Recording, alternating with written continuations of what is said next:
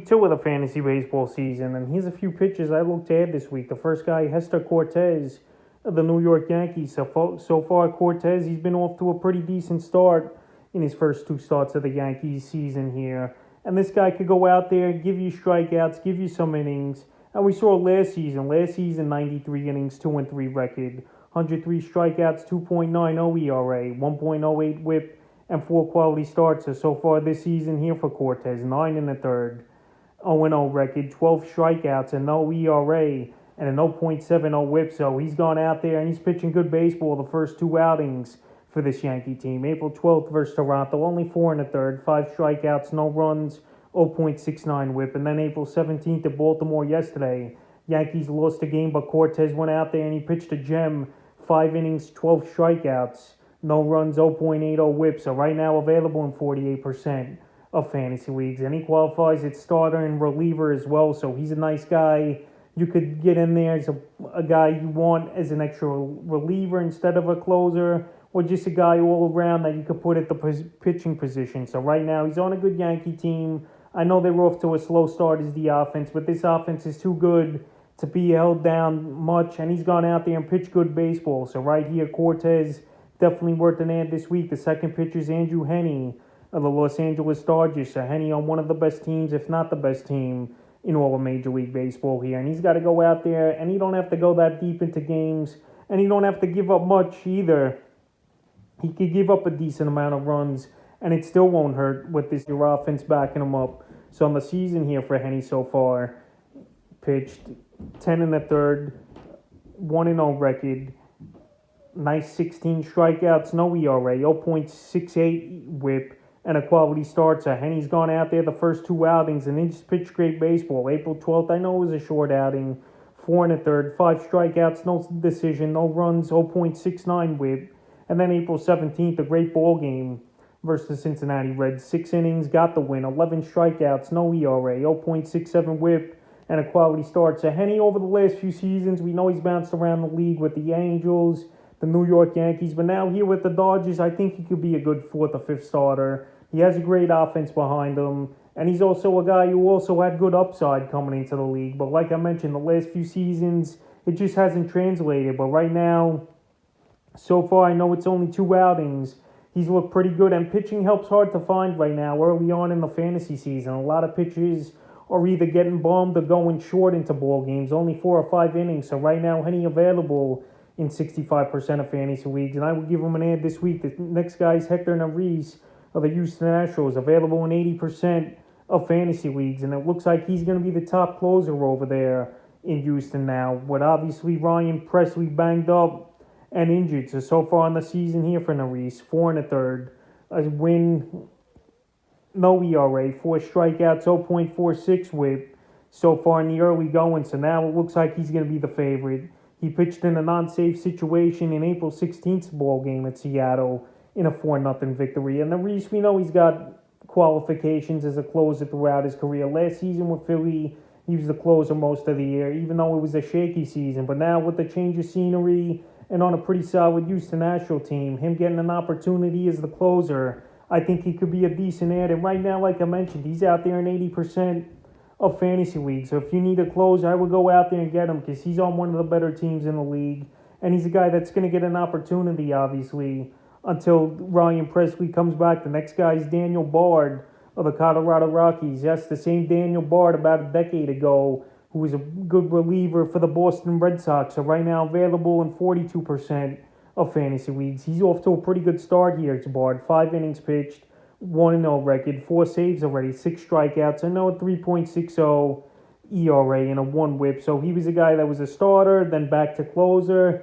Just the last few seasons, he just hasn't had a role. But obviously with this Rocky team that's going to struggle this season, be one of the worst teams in the National League here, Daniel Bard's going to have an opportunity. And so far, like I mentioned, he's got off to a quick start with 4 saves in the first week and a half of the season here for this Rocky team. And right now, I'm surprised he's still out there with all these saves early on in 42% of fantasy leagues. So if you need a closer, which it's been a crapshoot for the most part, I would go out there and get Bard since he's been on a hot streak right now. The next pitcher is Merrill Kelly of the Arizona Diamondbacks. So the Diamondbacks, it looks like they're going to be heading for another horrible season where they possibly could lose another 100-plus games like they did last season, losing 110 games. So on the season here for Merrill Kelly, 9 in the third, no runs given up, 13 strikeouts, 0-0 record, 1.18 whip on the season. So his first two starts, he's gone out there versus pretty good hitting teams, and he's pitched good baseball. April 8th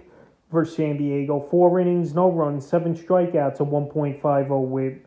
And then April 13th versus Houston, 5 in the third, 6 strikeouts, no runs, 0.94 whip. So Merrill looking good so far. But like I mentioned, he's not going to get many wins. Arizona could be the worst team in the league, no doubt about it, with some of the guys they're running out there, not hitting the baseball or scoring runs at all here. And Kelly right now, he's available in 68% of fantasy leagues. So if you need some innings eater, a guy who's going to keep the ball in the ballpark, not give up many runs, but also not get many wins, I think Merrill Kelly is a decent add this week. The next guy I would look to add is another closer. A lot of closers this week available in a decent amount of fantasy leagues is Tanner Rainey of the Washington Nationals. So right here, the Nationals, they're not going to be a great team either, but they're also a team that got some plays where they could compete in some ball games and pull out some close ones. On the season so far for Rainey, 3 innings pitched, 2 saves, 0-0 record, no runs given up, 3 strikeouts, and a 1 whip. So right now available in 55%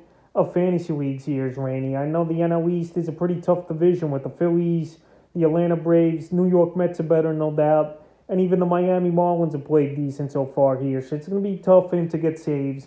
But he's still a guy, if he's going to stay on the Washington Nationals the whole season here, I think he still could get anywhere from 25 to 30 saves. And he's got some good stuff here as Taylor Rainey. And like I always mention, closer is a crapshoot for the most part here. And if you're just looking for saves, even if the guy's on a bad team, I think Rainey's a decent ad. And like I mentioned, there's a lot of closers on this ad list this week here. The next pitcher I look to add this week's Drew Smiley of the Chicago Cubs. So far off to a good start here is Drew Smiley in the first 2 starts of the season for him. On the season, 9 2/3 on the year, 1-0 record for Smiley. Strikeouts, no runs given up, 0.70 whip on the season. So right here, he's gone out there, not going deep into games as Smiley, but also a guy that hasn't given up runs so far. And like I mentioned, pitching's been tough to come by in the early going here of the fantasy season. April 12th at Pittsburgh, 5 innings, got the win, a strikeout, no ERA, 0.60 whip. And April 17th at Colorado, 4 2/3, 4 strikeouts, no runs, 1.07 whip. So right now, Smiley so far, he's gone out there. I know he hasn't gone that deep into games, but like I mentioned, he's not giving up runs. He's given the Cubs a chance, and they've won the 2 ball games he's pitched.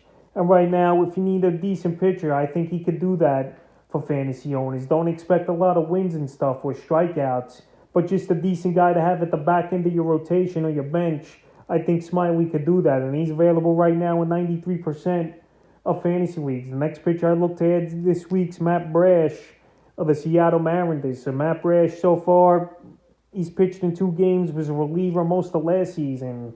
But so far, Seattle's used him as a starter, and he's gone out there and he's gave 2 competitive ball games for this Mariner team. So on the season here for Brash so far, 10 2/3, 1-1 record, 11 strikeouts, 3.38 ERA, and an 0.95 whip at Chicago. 5 1/3, got the loss, 6 strikeouts, 3.38 ERA, 0.94 whip. And April 17th versus Houston, 5 1/3, 5 strikeouts, 3.38 ERA, 1.50 whip. So Brash, he's gone out there versus 2 pretty good offenses, and he's pitched good baseball with the win versus Houston, and then with the loss, but pitched pretty decent at the Chicago White Sox. So right now, Brash, he only qualifies as a reliever, but another starter too will qualify as a starter as well, and he's available right now in 53% of fantasy leagues. And this Mariner team, they had a pretty decent season last year, so I think they definitely could be competitive. And Brash, if he could go out there and give you some innings